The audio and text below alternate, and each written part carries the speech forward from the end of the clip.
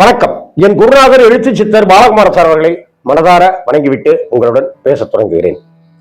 இந்த நீதிமன்றம் எத்தனையோ பல விசித்திரமான வழக்குகளை சந்தித்திருக்கிறது அப்படின்னு பராசக்தி படத்துல டாக்டர் கலைஞர் அவர்கள் வசனம் எழுதியிருந்தார்.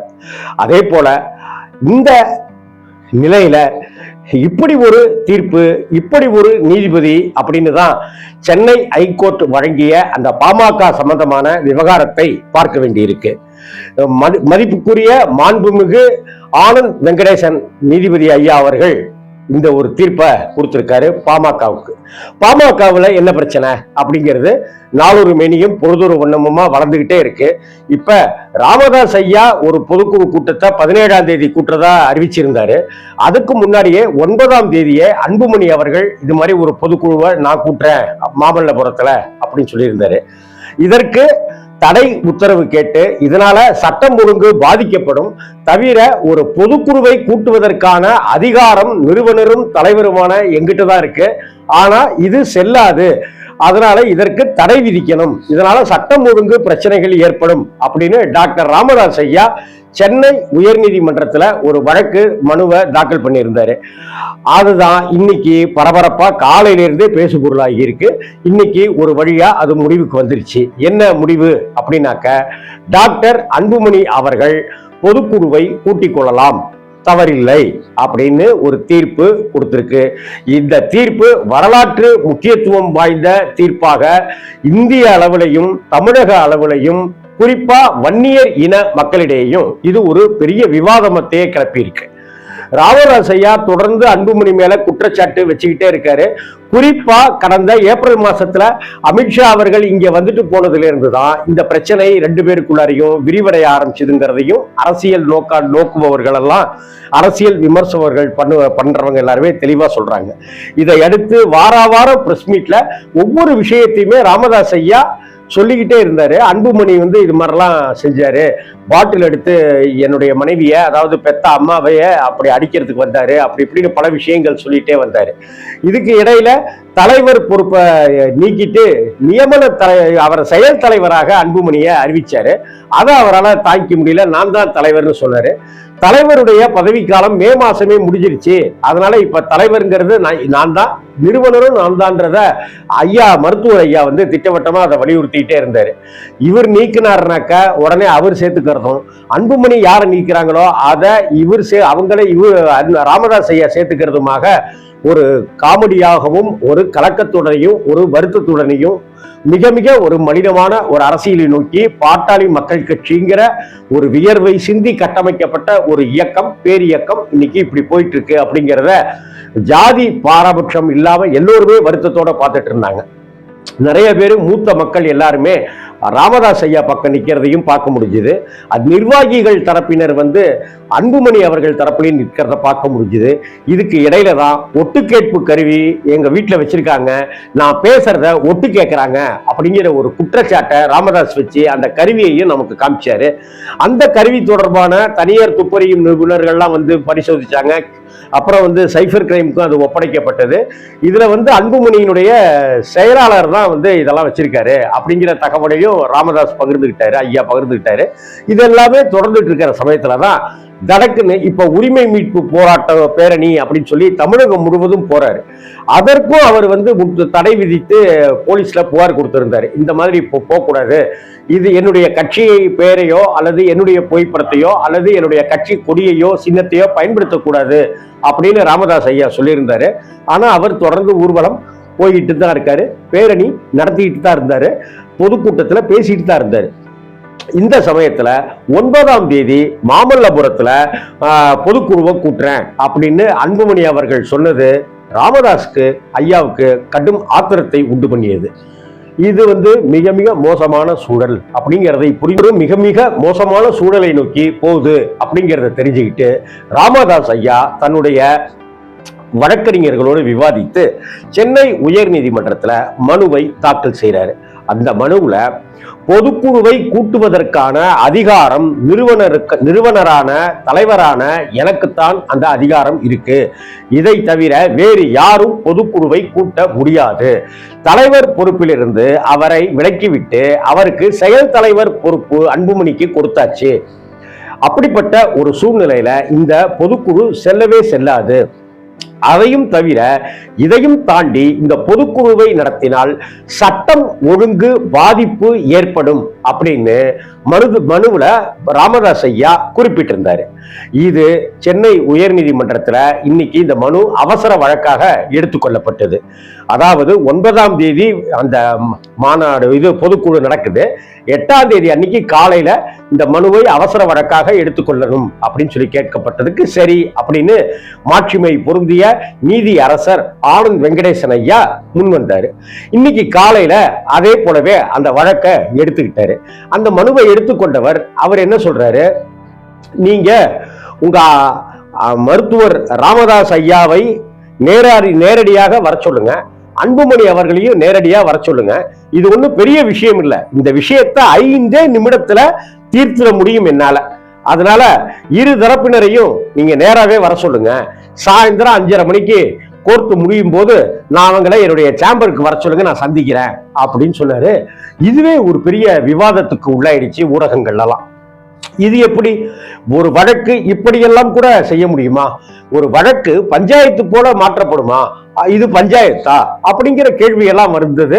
இதுல நிறைய வழக்கறிஞர்கள், மூத்த வழக்கறிஞர்கள், அரசியல் விமர்சகர்கள், சட்ட ஆலோசகர்கள்னு நிறைய பேரு ஒரு பக்கம் இந்த மாதிரி எல்லாம் நடந்ததாக என்னுடைய அரசியல் பயணத்துல நான் பார்த்ததே இல்லை அப்படின்னு சொன்னாங்க. தராசு ஷியாம் மாதிரியானவர்கள் கூட, பெரிய பத்திரிகை ஆசிரியர், அவரும் கூட இந்த மாதிரி ஒரு வழக்க நான் இப்படிலாம் சாயந்தரம் சேம்பருக்கு வாங்க பேசிக்கலாம் அப்படின்ற மாதிரிலாம் நான் கேள்விப்பட்டதே இல்லை அப்படின்ற மாதிரி சொன்னாங்க. சில பேர் இப்படிலாம் சொல்றதுக்கெல்லாம் வாய்ப்பு இருக்கு. ஆனா சேம்பருக்குள்ளார என்ன பேசுறாங்களோ அதுதான் கோர்ட்லயும் பேசுவாங்க, கோர்ட்ல என்ன பேசுறாங்களோ அதைத்தான் சேம்பர்லயும் பேசுவாங்கன்னு மூத்த வழக்கறிஞர் விஜயன் மாதிரியானவர்களும் கருத்து தெரிவிச்சிருந்தாங்க. காலையிலிருந்து இதுதான் பரபரப்பா போயிட்டே இருந்தது. இந்த நிலையில ஏற்கனவே ராமதாஸ் ஐயா சொல்லியிருந்தார், அன்புமணின்னு போட்டுக்க, என் இன்சியலை போட்டுக்க, ஆர் அன்புமணின்னு போட்டுக்க, கூட என் பேரை சேர்க்கக்கூடாது அப்படின்றத உறுதியாவே சொல்லிக்கிட்டே இருந்தார். இந்த நிலைமையில இந்த வழக்கு இன்னைக்கு 5:30 மணிக்கு 2 பேரையும் ஆஜராக சொன்ன உடனே ராமதாஸ் தரப்புல இருந்து எனக்கு உடல் நலம் சரியில்லை, அதனால நான் தைலாபுரத்திலிருந்து, திண்டிவனம் பக்கத்துல இருக்கிற தைலாபுரத்திலிருந்து என்னால நேரா வர முடியாது, காணொலி மூலமா வேணா நான் கலந்துக்கிறேன் அப்படின்ற சொன்ன உடனே அதுக்கு நீதி அரசர் ஆனந்த் வெங்கடேசன் ஐயா சம்மதம் தெரிவிக்கிறார். அதை அடுத்து அன்புமணி அவர்கள் பனையூர்னா விஜய் ஞாபகத்துக்கு வருவார் இல்லையா, பனையூர்ல தான் இவரும் இருக்கிறாரு, அன்புமணி ஐயாவும் இருக்கிறாரு. உடனே டாக்டர் அன்புமணி சாயந்தரம் புறப்பட்டு நேரா கோர்ட்டுக்கே ஆஜராகிறாரு. நீதிபதியை சந்திக்கிறாரு. நீதிபதி அவர்கிட்ட பல கேள்விகள் கேட்கிறாரு. அவரும் அதுக்கு உண்டான விளக்கங்களாம் தராரு. அதை அடுத்து ராமதாஸ் ஐயாவத்தையும் காணொலியில பேசியதாகவும் அவரிடமும் கருத்துக்களை எல்லாம் கேட்டதாகவும் சொல்லப்பட்டது. கிட்டத்தட்ட 5 நிமிஷத்துல இந்த விஷயத்தை முடிச்சிருவாங்க, இது ஒன்றும் பெரிய மேட்ரே கிடையாது, சப்ப மேட்ரு அப்படின்னு நீதி அரசர் சொல்லியிருந்தப்ப எல்லோருக்குள்ளாரையும் ஒரு ஆச்சரியமும் ஒரு அதிசயம், அட இது இவ்வளவு ஈஸி தானா அப்படிங்கிற மாதிரிலாம் பேசு பொருளாவே இருந்துச்சு. ஆனால் இந்த நிலையில மாலை, அதாவது 9ஆம் தேதி சனிக்கிழமை அன்னைக்கு மாமல்லபுரத்துல பொதுக்குழு கூட்டம் அப்படின்னு டாக்டர் அன்புமணி அறிவிச்சிருந்தாரு. இப்ப 8ஆம் தேதி வெள்ளிக்கிழமை அன்னைக்கு சாயந்தரம் 5:30 மணிக்கு மேல இவர் விசாரிச்சு அதன் பிறகு இவ்வளவு நேர காலதாமதங்களுக்கு பிறகு அவர் தீர்ப்பை வெளியிடுகிறார். யாரு? நீதி அரசர் ஆனந்த் வெங்கடேசன்.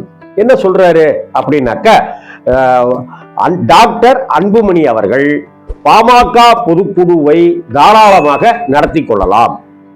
மாமல்லபுரத்தில் அவர் 9ஆம் தேதி பொதுக்குழுவை நடத்த திட்டமிட்டிருந்தபடி தாராளமாக நடத்தி கொள்ளலாம், இதற்கு தடை ஏதும் இல்லை அப்படின்னு தீர்ப்பை வழங்குகிறார். மேலும் இது பற்றி சிவில் நீதிமன்றத்திற்கு ராமதாஸ் அவர்கள் சென்று வழக்கு தொடரலாம் அப்படின்னு சொல்றாரு. 5 நிமிடத்தில் முடித்து விடுவதாக சொன்ன நீதி அரசர் ஆனந்த் வெங்கடேசன் ஐயா, மாட்சிமை பொருந்திய நீதிமான், அவர் இன்னைக்கு இந்த இரவு நேரத்துல இப்படி ஒரு தீர்ப்பை வழங்கி இருக்கிறார். ஆகவே 9ஆம் தேதி அன்புமணி அவர்கள் மாமல்லபுரத்தில் பொதுக்குழுவை கூட்டுவது உறுதியாகிறது. அதே சமயத்தில் ராமதாஸ் ஐயா சொன்ன சட்டம் ஒழுங்கு பிரச்சனை அப்படிங்கிற ஒரு விஷயத்தையும் காவல்துறை கவனத்தில் எடுத்துக்கொள்ள வேண்டும். மேலும் இந்த வழக்கை சிவில் நீதிமன்றத்துக்கு அவர் எடுத்து செல்வாரா அல்லது உச்சநீதிமன்றத்தை நோக்கி ராமதாஸ் ஐயா நகர்வாரா? இந்த பொதுக்குழு கூட்டப்பட்டால், இந்த பொதுக்குழுவில் தீர்மானங்கள் நிறைவேற்றப்பட்டால், அப்ப இதையெல்லாம் தேர்தல் ஆணையத்திடம் சப்மிட் செய்தால் இந்த பாட்டாளி மக்கள் கட்சி அப்படிங்கிற அந்த இயக்கம், அந்த கட்சி அன்புமணி அவர்களுக்கு போகுமா அல்லது ராமதாஸ் அவர்களுக்கு போகுமா? அந்த மாம்பழ சின்னம் யாருக்கான சின்னமாக இது இருக்கும் அப்படிங்கிறது எல்லாமே அரசியல் ஆட்டத்தில் அடுத்தடுத்த கட்டங்கள். இதற்கு பின்னாடி பாஜக இருக்கு அப்படின்னு பல மாதங்களாகவே பல அரசியல் விமர்சகர்கள் தொடர்ந்து சொல்லிட்டே வராங்க. அதிமுகவை ஓபிஎஸ் ஒரு அணி, டிடிவி ஒரு அணி, சசிகலா ஒரு அணி, எடப்பாடி ஒரு அணி, செங்கோட்டையன் ஒரு அணி, எஸ்பி வேலுமணி ஒரு அணின்னு துண்டு துண்டாக உடைத்தது போல பாரதிய ஜனதா கட்சி தன்னுடைய தமிழகத்தில் காலூன்றுவதற்காக, வேரூன்றுவதற்காக பாட்டாளி மக்கள் கட்சியை இரண்டாக உடைக்கிறது, மாம்பழத்தை இரண்டாக நறுக்குகிறது. ஒரு மாங்கனி மாம்பழத்துல ஒரு பகுதி ராமதாஸ்க்கும் இன்னொரு பகுதி அன்புமணி அவர்களுக்கும் கொடுத்து விட்டால் நாம அந்த ஏரியாவுக்குள்ளார உள்ள பூந்து எங்க ஏரியா உள்ள வந்துடாத அப்படின்னு சொல்லலாம்ங்கிற ஒரு திட்டம் இருப்பதாக பாஜக குறித்த விமர்சனங்கள் தொடர்ந்து எழுந்த வண்ணம் இருக்கின்றன. இதனாலதானோ என்னவோ பாட்டாளி மக்கள் கட்சியில ராமதாஸ் ஐயாவுக்கும் அன்புமணிக்கும் ஒரு சின்ன பிரச்சனை ஆரம்பிக்கிற அந்த தருணத்துல, இந்தியாவே உற்று பார்த்து கொண்டிருந்த அந்த தருணத்துல முதல் கட்டமாக தைலாபுரத்தை நோக்கி பறந்த கார் ஆடிட்டர் குருமூர்த்தியோட கார் என்பதும் நமக்கு தெரியும். எனக்கு பல நல்ல நண்பருங்க அவரு, அதனால ஒரு ஃப்ரெண்டை பார்க்கறதுக்காக வந்தேன் அப்படின்னு சொன்னாரு. யாரு? ஆடிட்டர் குருமூர்த்தி. அப்படி ஃப்ரெண்டை பார்க்க வந்ததுக்காக இத்தனை வருஷம் வராதவர் இப்ப ஏன் அங்க வந்தார் அப்படிங்கிற ஒரு கேள்வியும் பார்க்கப்படுது. இதனிடையே என்ன சொல்லப்படுற விஷயம் என்ன அப்படின்னு சொன்னாக்க, 2026 தேர்தலில் அன்புமணி அவர்களை விஜய் அவர்கள் பக்கம் அந்த பக்கம் போக சொல்லிவிட்டு விஜய்க்கு வலு சேர்க்கிற விதமாக இருக்க வைக்கலாம் அப்படிங்கிற ஒரு திட்டமோ, அல்லது பாரதிய ஜனதா கட்சி அன்புமணியின் தலைமையிலான பாட்டாளி மக்கள் கட்சி ஏடிஎம்கே அப்படிங்கிற ஒரு கூட்டணியை ஃபார்ம் பண்ணலாம் அப்படின்னு பாஜக திட்டமிட்டு இருக்கிறதாகவும் ஒரு பேச்சு அடிபடுது. ஏன்னா இந்த முறை தேர்தலில் ஜெயித்தே ஆக வேண்டும், 8லிருந்து 12 சீட்டு கண்டிப்பா ஜெயிச்சாகணுங்கிற திட்டத்துல ராமதாஸ் இருக்காரு. மேலும் ராமதாஸ் சமீப காலங்கள்ல அன்புமணி எடுக்கிற முடிவு எல்லாமே தவறா இருக்கு, ஒரு ஆளுமை பண்பு இல்ல அப்படின்னு சொல்லிட்டு இருக்கிறவர் திமுகவுடன் கூட்டணி வைத்துக் கொள்வதாகவும் ஒரு பேச்சு அடிபடுது. அதாவது அப்பா ராமதாஸ் ஐயா திமுக பக்கம் அப்படின்னு இருக்கு, மகன் அன்புமணி பாஜக பக்கம்னு இருக்கு. இதைத்தான் பாஜக விரும்புகிறது அப்படின்னு இந்த தீர்ப்பு வெளியானதை அடுத்து அரசியல் விமர்சகர்கள் இப்ப ஊடகங்கள்ல இதுதான் இப்ப வைரலாக பேசப்பட்டு கொண்டிருக்கிற விஷயமா இருக்கு. 9ஆம் தேதி பொதுக்குழு கூட்டப்படுவது எப்படி கூட்டப்படும், அந்த பொதுக்குழுவில் என்னென்ன தீர்மானங்கள் நிறைவேற்றப்படும் அப்படிங்கிறது இன்னும் பல இடியாப்ப சிக்கல்களுக்குள்ளார பாட்டாளி மக்கள் கட்சி போகும் அப்படிங்கிறத வன்னியர்கள் வருத்தத்தோடையும் கவலையோடையும் பார்த்து கொண்டிருக்கிறார்கள். வணக்கம் நண்பர்களே.